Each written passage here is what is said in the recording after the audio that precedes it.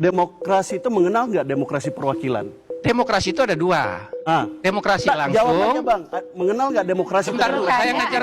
Sebentar, Mas. Tidak langsung. Mas, saya memang baru ngajar ilmu politik, baru 26 tahun. Ya. Demokrasi itu ada langsung atau tidak langsung. Tidak langsung itu perwakilan. Ada nggak demokrasi langsung di dunia sekarang? Nggak ada. Semua demokrasi di dunia sekarang, Bang Irwan, tidak langsung atau perwakilan. Jadi siapa yang berhak nunjuk wakil itu? Rakyat. Yang punya kekuasaan, yang punya daulat. Siapa yang punya daulat? Rakyat. Tugas Anda sebagai DPR Pak, dipilih oleh rakyat, Pak. Iya. Iya, Pak.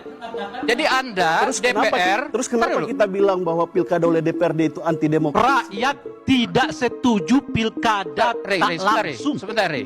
Anda anggota DPRD dikasih mandat oleh rakyat untuk melaksanakan pemerintahan di bidang legislatif. Anda tidak diberi mandat untuk milih wakil rakyat lagi. Enggak, Pak. Rakyat ini kepala daerah itu wakil rakyat yang diberi tugas melakukan pemerintahan di bidang eksekutif.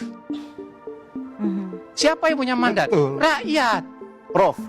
Kecuali kalau Anda mau mengubah sistem kita menjadi sistem parlementer. Kalau Anda mau cuma satu kali pemilihan, ubah sistemnya jadi sistem parlementer. Prof, sendi dan fundamen negara kita yang saya ketahui ada 3, Prof.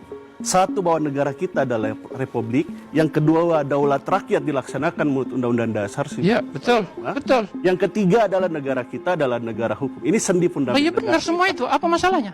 Dan ini yang saya mau katakan. Apa masalahnya? Anda memahami perwakilan itu salah. Loh, siapa bilang salah? Bukan sederhana, Konstitusi kita mengatur begitu. Dan konstitusinya sudah diterjemahkan oleh Mahkamah Konstitusi. Putusan Kalau Mahkamah Konstitusi sudah menerjemahkan, kenapa kemudian dipertanyakan kedaulatan rakyat dilaksanakan menurut Undang-Undang Dasar? Mahkamah Konstitusi putusannya final dan mengikat sebagai penafsir konstitusi. Tadi perubahan soal ambang batas pencalonan presiden, yang mengubah bukan pembentuk undang-undang. Mahkamah Konstitusi berubah pendirian. Jadi jangan pembentuk undang-undang yang mengubah. Mbak, dengan segala hormat bahwa Mahkamah Konstitusi putusannya tidak ada final dan binding. Yang ada berubah-berubah.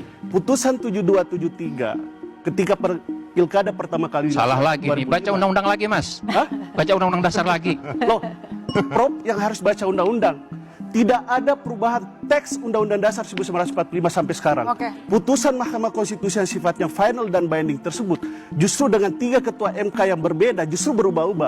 Menurut Undang-Undang Dasar, keputusan Mahkamah Konstitusi itu gimana? Kenapa, Pak? Menurut Undang-Undang Dasar, apa status keputusan Mahkamah Konstitusi? Menurut Undang-Undang Dasar. Pak, putusan Mahkamah Konstitusi buat Undang-Undang Dasar itu yang saya pahami final and binding. Makanya mengubahnya bukan oleh DPR, mengubahnya oleh Mahkamah Konstitusi. Soal usia calon wakil presiden juga diubah oleh Mahkamah Konstitusi. Iya, Anda nggak protes? Ngomong inkonstitusional.